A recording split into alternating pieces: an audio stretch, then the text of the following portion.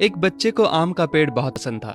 जब भी उसे फुर्सत मिलती वो उस पेड़ के पास पहुंच जाता, पेड़ के ऊपर चढ़ता, आम खाता, खेलता और थक जाने पर उसी की छाया में सो जाता। बच्चे और आम के पेड़ के बीच एक अनोखा रिश्ता बन गया।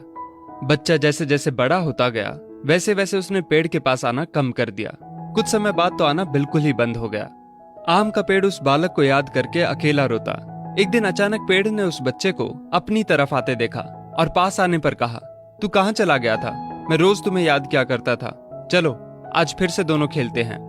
बच्चे ने आम के पेड़ से कहा, अब मेरी खेलने की उम्र नहीं है, मुझे पढ़ना है, लेकिन मेरे पास फीस भरने के पैसे नहीं हैं। पेड़ ने कहा, तू मेरे आम लेकर बाजार में बेच दे, इससे जो पैसे मिलेंगे उससे अपनी फीस भर देना। बच्चे ने आम के पेड़ से सारे आम तोड़ लिए और उन सब आमों को लेकर वहां से चला गया। उसके बाद वो फिर कभी दिखाई नहीं दिया। आम का पेड़ हर पल उसकी राह देखता रहता। एक दिन वो फिर आया और कहने लगा, अब मुझे नौकरी मिल गई है, मेरी शादी हो चुकी है, मुझे मेरा अपना घर बनाना है, लेकिन इसके लिए मेरे पास अब पैसे नहीं हैं।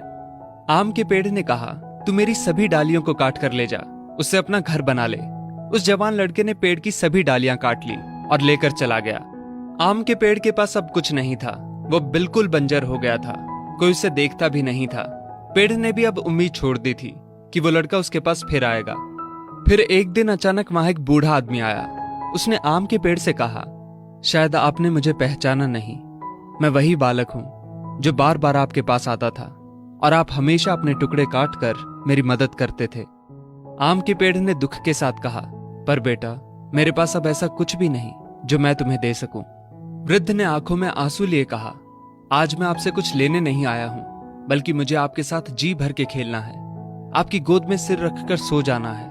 इतना कहकर वो आम के पेड़ से लिपट गया और आम के पेड़ की सूखी हुई डाली फिर से अंकुरित हो उठी। दोस्तों, वो आम का पेड़ और कोई नहीं बल्कि हमारे माता पिता हैं। हम जब छोटे थे तो हमें उनके साथ खेलना अच्छा लगता था, लेकिन जैसे जैसे हम बड़े होते चले गए उनसे दूर होते गए।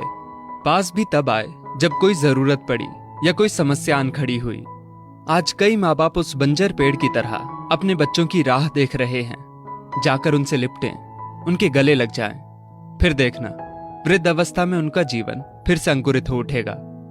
किसी कवि ने क्या खूब कहा है, बड़े बुजुर्गों की उंगलियों में कोई ताकत तो ना थी, मगर जब मेरा सिर झुका तो सिर पर रखे कांपते हाथों ने जमाने भर की दौलत दे दी। दोस्तों, इस वीडियो